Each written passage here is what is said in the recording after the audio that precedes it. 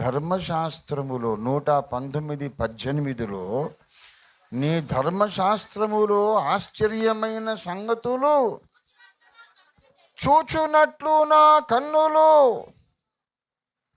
తెరువు. బైబిల్ ఉంటుంది అందరి చేతిలో. ఒక 1000 రూపాయలు పెడితే బైబిల్ కొనుక్కోవచ్చు బాబు. ఒక్క ముక్క నీకు అర్థం కాదు, దేవుడు కనికరిస్తే తప్ప.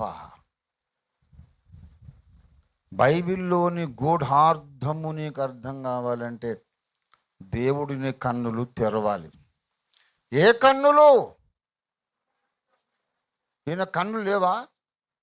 చెప్పండి, దావీదు కళ్ళు లేవా? కళ్ళు లేకుండానే గొల్యాతును ఒక్క దెబ్బతో చంపాడా? ఏం గురి అండి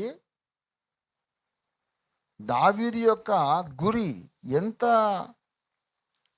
అద్భుతమైన ఎయిమ్ ఉంది ఆయనకు. గురి చూసి వడిసెలో విసిరితే 5 రాళ్ళు తెచ్చుకున్నాడు. ఆ మిగతాయి పనికే రాలేదు, అసలు వాడనేలే.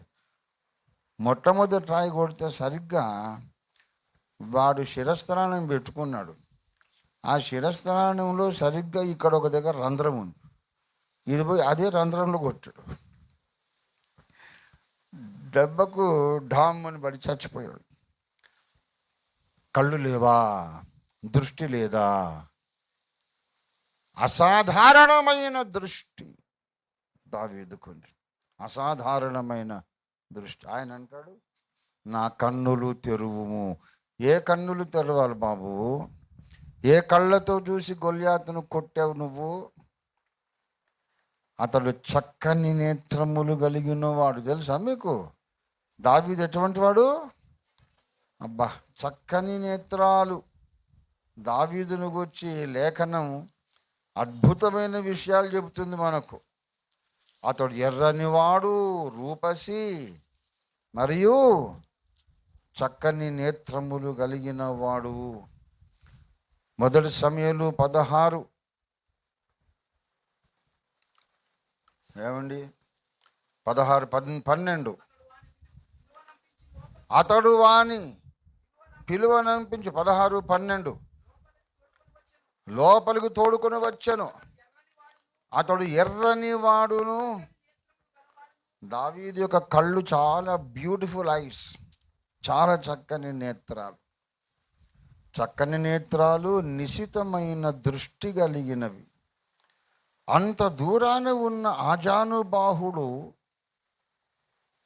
వాడు పెట్టుకున్న గొల్యాతు పెట్టుకున్న ఆ పెద్ద శిరస్త్రాణంలో నుదుట ఎక్కడ ఒక రంధ్రం ఉందో చూసి దాంట్లో కొట్టాడు.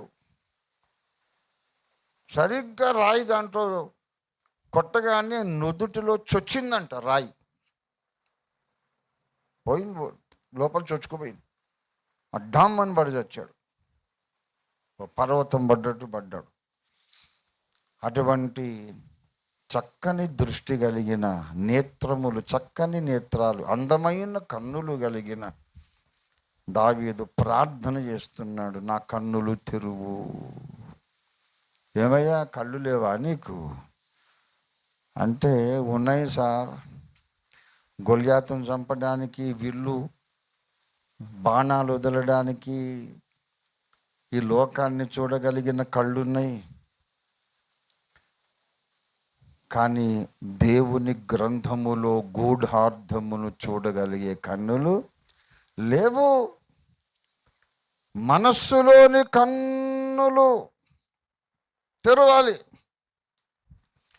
ఆ మనస్సులోని కన్నులు, వాటి పేరే ఎలా తెరుస్తాడు దేవుడు?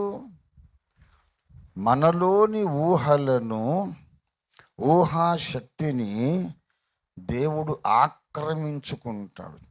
నీలోని ప్లాస్టర్ ఆఫ్ ప్యారిస్తో దేవుడే బొమ్మలు తయారు చేస్తాడు. ఇక దేవునికి స్తోత్రం కలుగును గాక.